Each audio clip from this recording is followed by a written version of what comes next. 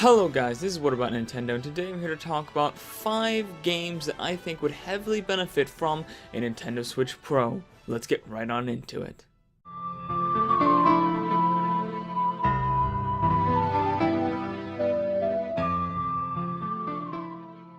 So guys, I'm going to be going over 5 different games on the Switch that I think will benefit heavily from a Nintendo Switch Pro, going over exactly what kind of benefits I like to see, why I think these games need a Switch Pro upgrade, all that good stuff.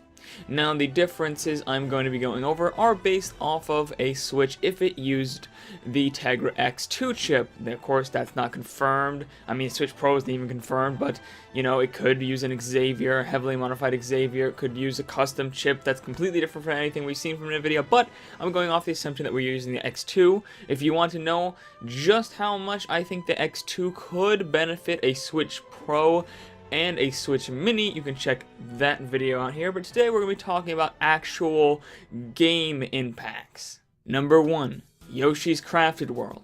Now this is one that I think a lot of people will be surprised to hear. If you haven't seen Digital Foundry's video on Yoshi's Crafted World, you probably don't realize that that game actually runs at surprisingly low resolutions. In fact, in docked mode, it runs at 1024 by 556p at the lowest, and usually hangs around 1152p by 675p. These numbers are all from Digital Foundry, by the way. You guys should go check them out. If you want to see the full video on all these different games, you should definitely check out their channel. Portable resolution is 704 by 396, which is about a little bit over 360p at the lowest, and usually hangs around 880 by 495. Now you guys might be wondering, why in the world is a Yoshi game running at such low resolutions? Isn't it just a 2D platformer? Shouldn't it be fairly simple? Well, I think that Nintendo and Goodfeel really went the extra mile here on the graphical side of things. They use Unreal Engine 4, a very demanding engine, and they used many effects that are very demanding, including things like approximated global illumination, bokeh depth of field, and more. So there's a lot of things going on, along with high resolution textures and just generally a high level of detail that gets you that realism where you can really feel while you're playing the game that you're almost like in a world that was actually crafted. You really feel like you're in a world that is actually crafted out of the materials that it's trying to convey due to the great use of Unreal Engine 4. But all of these materials and different effects do take a heavy toll on the Switch. A Switch Pro using a Tegra X2 would likely get us to easily a 720p locked or a dynamic and maybe even locked 900p, while portable could get a boost to 720p native. Mix that with upgrading a few effects in the actual game itself, like the depth of field being a high resolution, and we'll have a nice upgrade here. Number 2, Doom. Now is when we get to the games that you guys are probably expecting to be on the list. Doom is a game that just is really struggling on the Nintendo Switch. It does run, it's very playable, and overall it's a decent version of the game, but it's by far the worst version out there and could use a lot of improvements that a Switch Pro could bring to the table. This game does do a fairly good job of maintaining 30 FPS, but in some scenes it does have some trouble dropping to the mid-20s or maybe even the low 20s in the worst of cases, and has bad frame pacing throughout. And although this game does target 720p and hits it some of the time, it's more consistently in the 1080 by 720 range and can hit around as low as 540p when docked. With a Switch Pro, I imagine a locked 30 FPS should be achievable, as well as a locked 720p or possibly even a dynamic 900p, although it would probably be a very dynamic 900p. Number 3, Wolfenstein 2: The New Colossus. Now, if you thought Doom ran and looked poor when it came out, Wolfenstein 2 is even worse. The original version of this game was actually quite odd. Version 1.0 ran at a full 1280 by 720p most of the time, but it had absolutely trash performance as well. However, I believe this version only existed pre-release, as by then, this was changed with a patch that implemented variable resolutions, and image quality started to take a dive, with resolutions as low as 640 by 360, though mostly only in this infamous courtroom level, and hit a full 720p far less often, especially compared to Doom.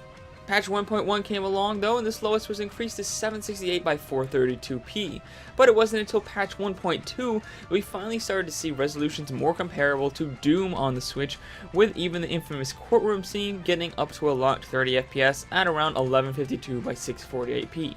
And even though this game actually does do a very good job of holding 30 FPS, even better than Doom, it does have frame rate drops in some scenes that could be ironed out with a Switch Pro.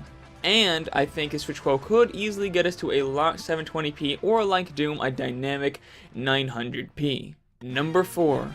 Mario Odyssey.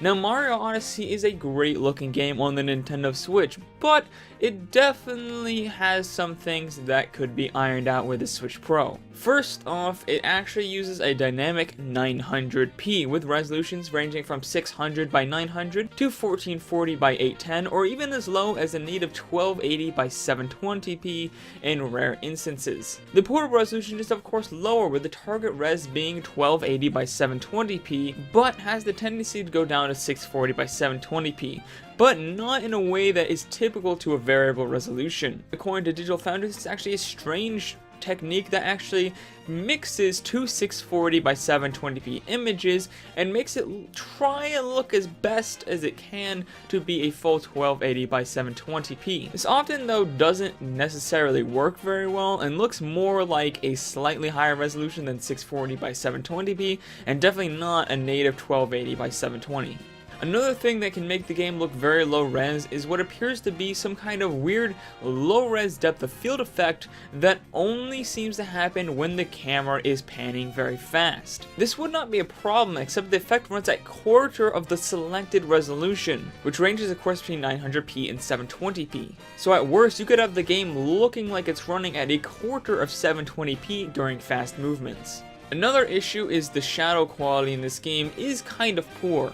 When you're right up next to a shadow, it looks nice and sharp, but start to move the camera or walk away from it, and it starts to blur out very quickly and doesn't look very good at all. A Switch Pro could probably get this game to a native 1080p while docked and 720p undocked, along with raising the resolution of that depth of field effect and having the shadows have better draw distance would make this a nice upgrade for a Switch Pro.